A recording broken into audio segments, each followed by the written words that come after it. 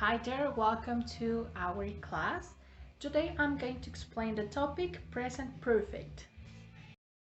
First of all, remember that if we are going to use an structure into present perfect, it is because we have to or we want to express something that occurs in an exactly period of time. That's why it's important to mention that if you are going to mention, for example, specific dates, you have to use for or since. But let's give a review about its structure into what is the auxiliary, the affirmative way, negative way, and question way. Okay? One of the most important things that you have to remember is the auxiliary for the present perfect. We are going to use have or has, depending on the pronoun that we are going to use with them. And the verb must be into past participle. Okay? Well, remember that for have we are going to use the pronoun I, you, we, and they. And for has we are going to use he, she, and it. Well, it is important to mention that the verbs in past participle are all of these verbs according with the third conjugation. This is an irregular verb, an irregular list, that you have in your book. And well, it mentioned the conjugation in infinitive way, simple past, and past participle. For example, if I want to write the past participle of the verb be, will be of the following way. For the simple present, it will be like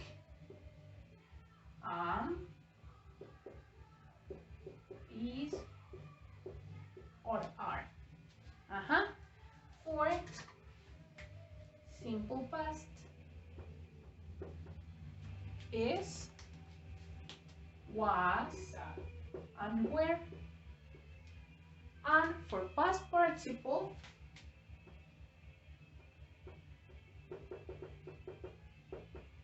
it's the conjugation of been.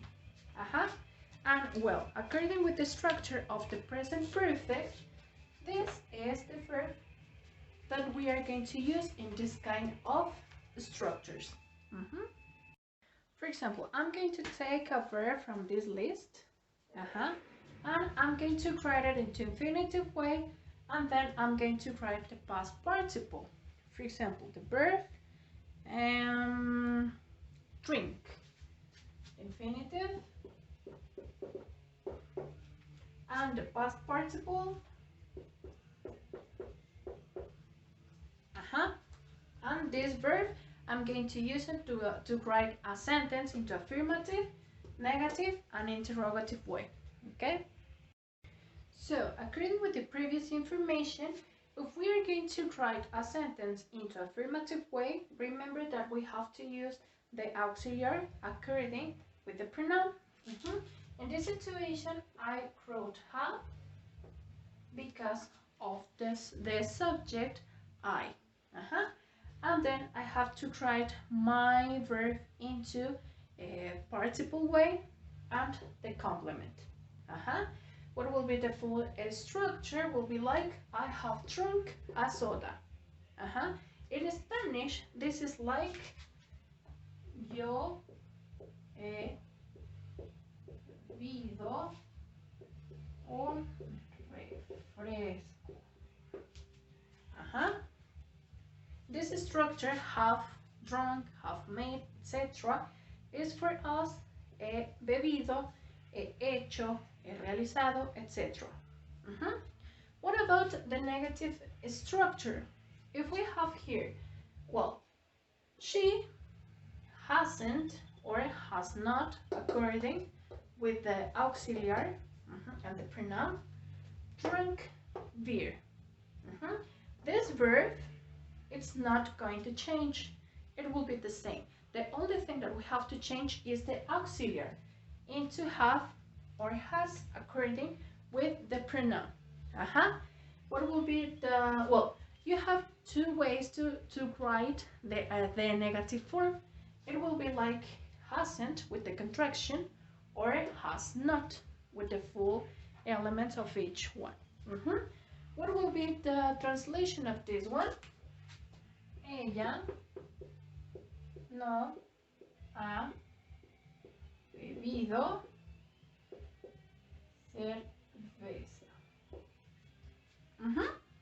This is the translation.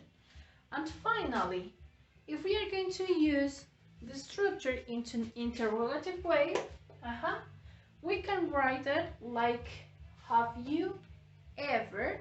This ever will be an intensifier. It is going to help us to know, or to give to our structure another kind of sense, but it's the same one, but we are going to use it for intensify something.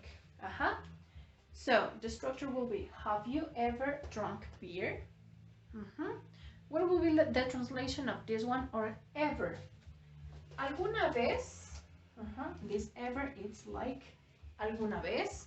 Like this. Well, so what will be the translation of this? ¿Alguna vez has bebido cerveza? So we have to, well, at first, let's give the answer of this one. If I said yes, remember that with the same auxiliary that we use to ask something, it will be the same that I'm going to use to give an answer. So it will be like, yes, I have, the contraction, or no, I haven't. So this is the two answers that we could give to this kind of sentences, or this kind of questions.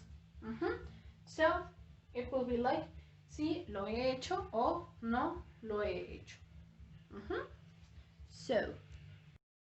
So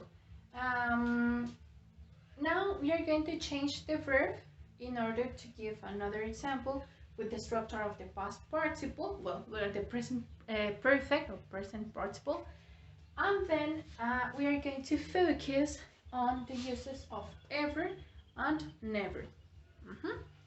Well, remember that these notes, you have to write them or to copy them on your notebook, so don't forget it.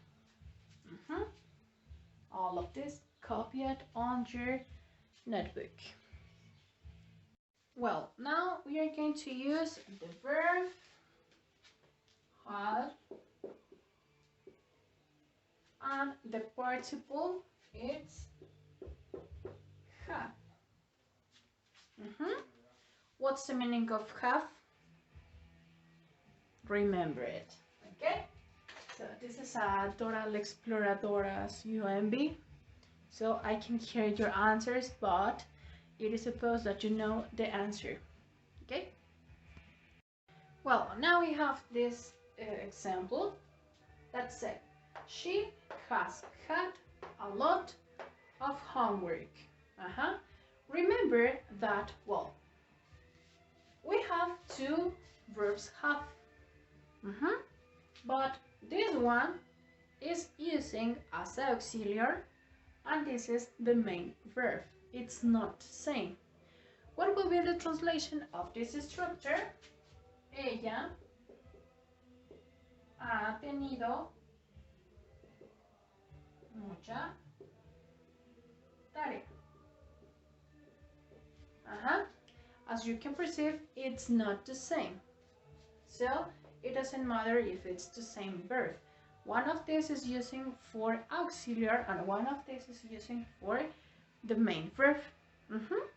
Now, the negative thing, or the negative way, an interrogative way, you're going to answer it on your notebook, and then you're going to upload your evidences that you have already made it on your notebook.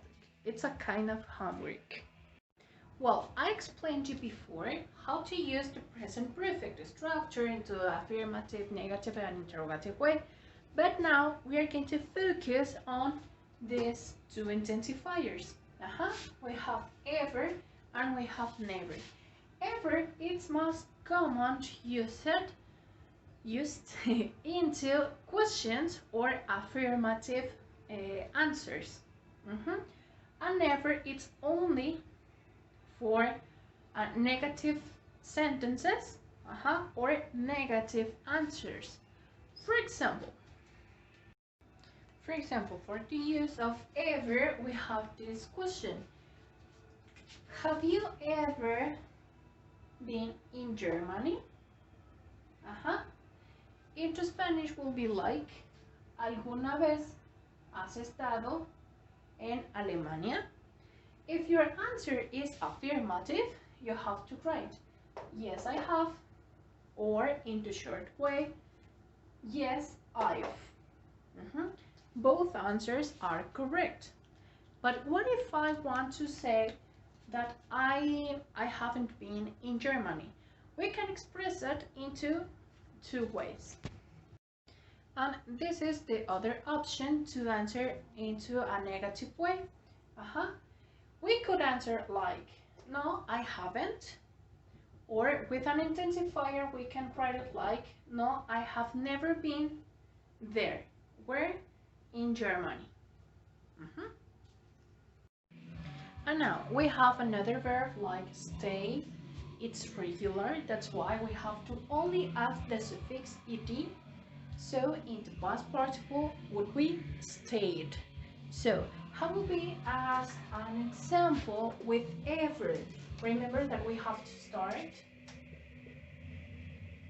with the auxiliary have, and then we have to use the pronoun, then the particle ever, and then the participle, for example in this case, stayed. For example, have you ever stayed alone? If I said yes, only would be like, yes, I have. But if I want to say that I never been alone, so the answer will be no, I have never stayed alone. As you can perceive here, it is not necessary to add the negative particle. With never, never implies that I'm giving a negative way or a negative answer. So I hope with this explanation understand the uses of the past participle and the uses of ever and never. We are going to accomplish this explanation with the exercises of the book, so I hope that you deliver them on time. Thank you very much.